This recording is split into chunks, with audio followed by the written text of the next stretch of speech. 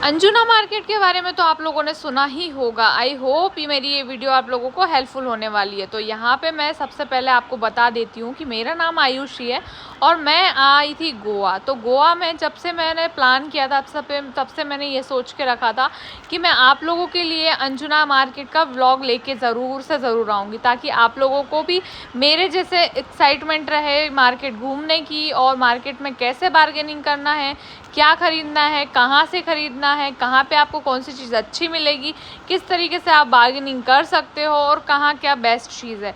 तो यहाँ पे करते हैं हम यहाँ पे स्टार्ट। तो सबसे पहले मैंने फर्स्ट शॉप पे जैसे ही एंटर किया था वहाँ पे मुझे काफ़ी ज़्यादा बैग्स के ऑप्शन दिखे थे। अब मैं आप लोगों को बता देती हूँ कि यहाँ पे बहुत सारी चीज़ें होती हैं, बट सबसे पहले आप लोगों को बार्गेनिंग करना आनी चाहिए। अगर आप लोग बार्गेनिंग कर सकते हो बहुत अच्छे से तो आप लोगों को ये मार्केट काफ़ी रिजनेबल पड़ने वाला है।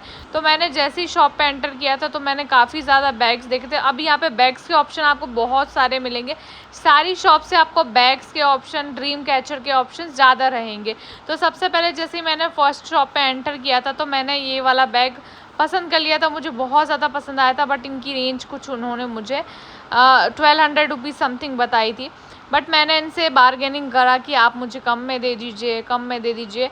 काफ़ी ज़्यादा बार्गेन करने के बाद मुझे इन्होंने 600 रुपीज़ में ये वाला बैग दे दिया था। फिर मैंने यहाँ पे सेकंड वाली शॉप एक्सप्लोर करी। तो सेकंड वाली शॉप थी, उसमें भी बैग्स के ऑप्शन थे। अब मैं यहाँ गोवा आई हूँ तो मुझे ना मेरे काफ़ी रिलेटिव्स हैं, उनके लिए गिफ्ट के लिए मुझे चाहिए थे। तो मैंने सोचा क्यों ना दूसरी शॉप पे भी विज़िट किया जाए, कहीं कुछ और कहीं कुछ और। जितना आप ढूंढेंगे उतनी ज़्यादा चीज़ें ऑप्शन मिलेगा आपको देखने के लिए। तो जैसे ही मैंने ये वाला बैग पसंद किया और इसका प्राइस मैंने पूछा है तो इन्होंने मुझे बहुत ज़्यादा प्राइस बताया था। इन्होंने 1400 रुपीज़ बताया, जो कि एक हैंडमेड था। तो मैंने सोचा क्यों ना मैं उसे स्किप कर देती हूँ, क्योंकि वो उस टाइप का ऊन वाला पैटर्न मेरे पास था बैग और मुझे वैसा बनाना खुद से आता है, तो मैंने उसको स्किप किया। फिर जैसे ही मैं एक अट्रैक्टिव सी शॉप पे जाती हूँ और यहाँ पे मैंने देखा सारी चीज़ें हैंडमेड थी और बहुत ज़्यादा दूर से ऐसा कुछ समझ में नहीं आ रहा था कि क्या है यहाँ पे। तो जैसे ही मैंने यहाँ पे एंटर किया है तो मुझे बाद में समझ में आया कि ये ईयररिंग्स है और ये जितनी भी चीज़ें इस शॉप पे दिख रही है पूरी हैंडमेड है। इन्होंने पूरा हाथ से बनाया है, कुछ भी मार्केट से नहीं बना है या कुछ भी मशीनरी द्वारा कुछ भी नहीं बना हुआ है, सारा उनने हाथ से ही बनाया है। तो मेरे को यहाँ पे कुछ अट्रैक्टिव चीज़ें दिख रही थी, मतलब यूनिक चीज़ें समझ में आ रही थी। पर जैसे ही मैंने यहाँ पे एंटर किया है ना तो इनका प्राइस मैंने जब सुना ना तो मेरा लेने का मन ही नहीं करा कि मुझे कुछ ख़रीदना चाहिए, क्योंकि काफ़ी ज़्यादा कॉस्टली था। फिर मैंने सोचा क्यों ना एक आध दो चीज़ उठा लेते हैं, बट यहाँ पे मेरे काम का तो कुछ भी चीज़ नहीं था। तो ये देखो काफ़ी ज़्यादा अट्रैक्टिव ईयररिंग्स थे, नोज पिन देख पा रहे होगे आप, एंकलेट, ब्रेसलेट, और ये ब्रेसलेट में भी काफ़ी ज़्यादा ऑप्शन देखने को मिल रहे थे। तो ये जो क्या है ना, ये जितनी भी चीज़ें थी हैंडमेड, ये फॉरेनर्स ज़्यादा प्रेफर करते हैं, मतलब उन लोगों को ज़्यादा पसंद आई थी, क्योंकि ये सब चीज़ें मेरे टेस्ट की तो थी नहीं। तो मैंने इनको सिर्फ एक्सप्लोर किया और सिर्फ मैंने आप लोगों के लिए इसका वीडियो बनाया। अदरवाइज़ मैंने इस शॉप से तो कुछ भी नहीं लिया था। बाकी अगर आप थोड़ा एस्थेटिक चीज़ें मतलब चाहते हैं आपके कलेक्शन में बनाना तो आप यहाँ से ले सकते हैं, काफ़ी ज़्यादा अच्छी चीज़ें थी। अब मैं यहाँ से आती हूँ सीधे बॉयज़ का मार्केट, मतलब बॉयज़ की शॉप पे, क्योंकि यहाँ पे गर्ल्स बॉयज़ यूनिसेक्स था, बट मुझे कुछ शर्ट वगैरह लेनी थी। तो मैंने जैसे इस शॉप पे विज़िट किया है तो सबसे पहले तो बैग का कलेक्शन देखा, चश्मे का भी कलेक्शन था। चश्मे थोड़े लोकल टाइप के थे, बट बैग आप देख पा रहे होगे यहाँ पे टॉट बैग बहुत ज़्यादा अच्छे डिज़ाइनर पैटर्न देखने को मिल रहे होंगे। बहुत अच्छे बैग्स थे इस शॉप पे। और ये जो बैग है ना, ये जो मैंने हर एक शॉप पे देखा था, मैंने सब जगह से शॉप पे मतलब एक बार प्राइस का पता किया कि कहीं मैंने जो फर्स्ट शॉप से लिया वो कहीं मुझे गड़बड़ तो नहीं मिल गया। लेकिन नहीं, मैंने जो बैग ख़रीदा है सबसे सस्ता बैग ख़रीद लिया था।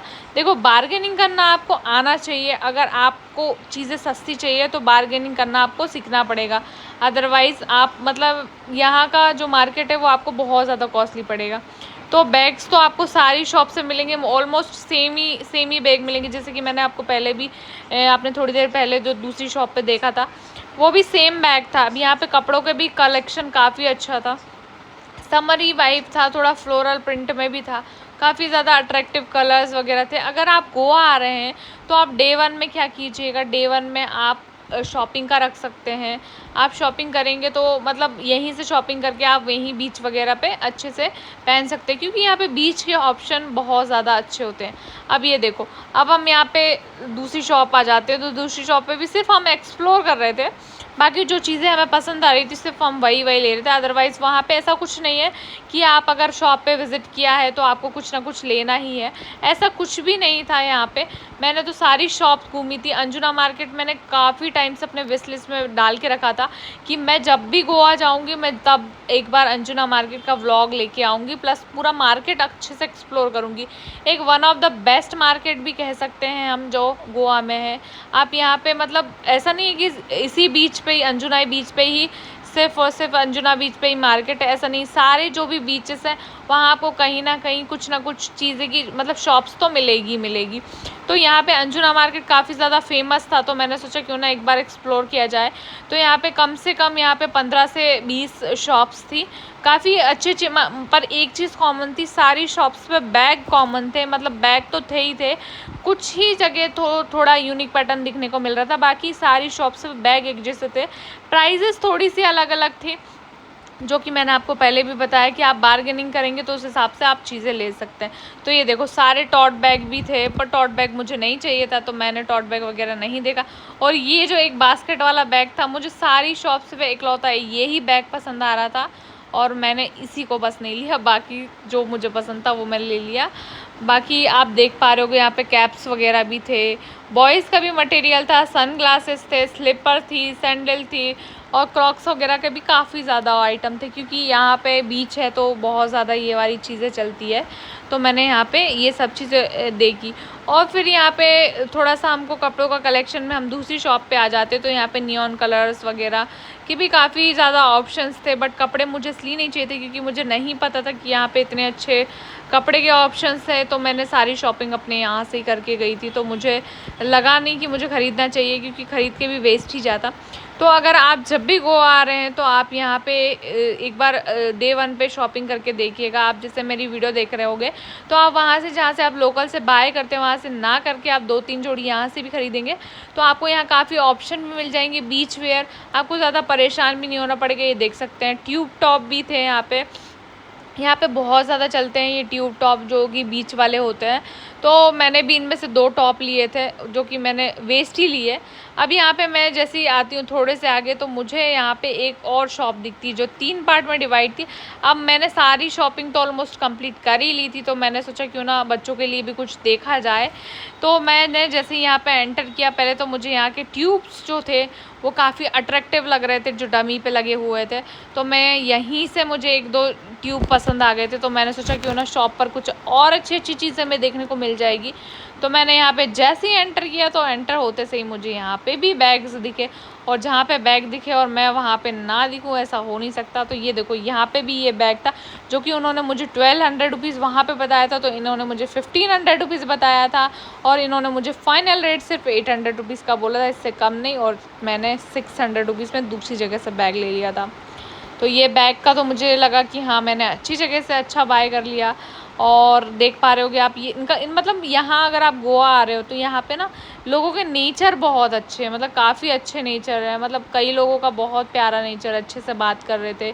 भले चाहे आप शॉप से कुछ ख़रीदो या ना ख़रीदो, पर उनका ऐसा बिहेवियर नहीं था कि आप अगर शॉप आ रहे हो और कुछ भी नहीं ले रहे हो, तो उनका ऐसा कुछ भी नहीं था। बहुत अच्छे से उनने हमारे साथ बिहेवियर रखा, उनकी बहुत अच्छे से उन्हें चीज़ें दिखाई। ऐसा नहीं है कि मतलब हम आए हैं और हमारा मन नहीं है तो वो मतलब नहीं ख़रीदना है तो भी उनने ऐसा नहीं किया कि चीज़ें नहीं दिखाई, उन्हें प्रॉपर चीज़ें दिखाई जो जो हमने मांगा। अब यहाँ पे ड्रेसेस का कलेक्शन मुझे बहुत प्यारा लगा था, मतलब मेरा मन ही नहीं मान रहा था, मेरा मन हो रहा था कि मैं 1-2 चीज़ें ले लूँ, बट मैंने सच में यहाँ से मतलब एक टॉप ही लिया था बस, उसके अलावा कुछ भी नहीं लिया। तो मैंने सोचा क्यों ना टी शर्ट और ये कॉट सेट का भी ट्राई किया जाए। तो इसका प्राइजेस कुछ इनके पास 550 रुपीज़ था, जो कि बार्गेनिंग करके आपको 350 में आराम से मिल जाता। बट ऐसा है कि जो चीज़ें आप लोगों को मतलब जिसका स्टफ़ वगैरह अच्छा है तो थोड़ा सा कॉस्टली है, बाकी अगर आप नॉर्मल जो स्टफ़ नॉर्मल वाला लेते हैं तो वो नॉर्मल प्राइस में भी आपको मिल सकता है।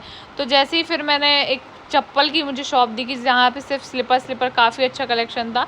तो जैसे ही मैं यहाँ पे गई तो मुझे लगा शायद स्लीपर वगैरह कम प्राइसेस की होगी, बट यहाँ पे नहीं, 450, 550, 500, 600 ऐसी प्राइसिंग थी।